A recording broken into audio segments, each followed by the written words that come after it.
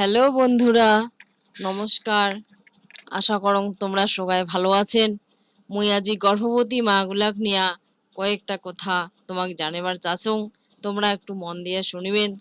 আমার বাড়ির যদি কারো বাড়িত গর্ভবতী মা থাকে তো আমরা ভাবি যে ও স্বাভাবিকই আছে, কিন্তু না, উহার যত্ন নিবার লাগবে।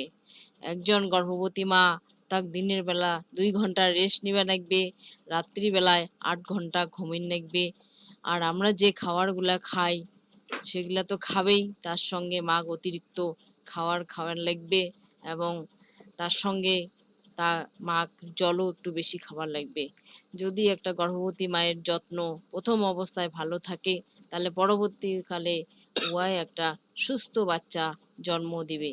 আর একটা বাচ্চা সুস্থ থাকিলে যেমন পরিবারের সবার উন্নতি হবে, এবং মা বাচ্চা দুজনেই সুস্থ থাকবে, এবং পরবর্তীকালে সেই সুস্থ বাচ্চায় একদিন জাতির ভবিষ্যৎ হিসেবে দাঁড়াবে।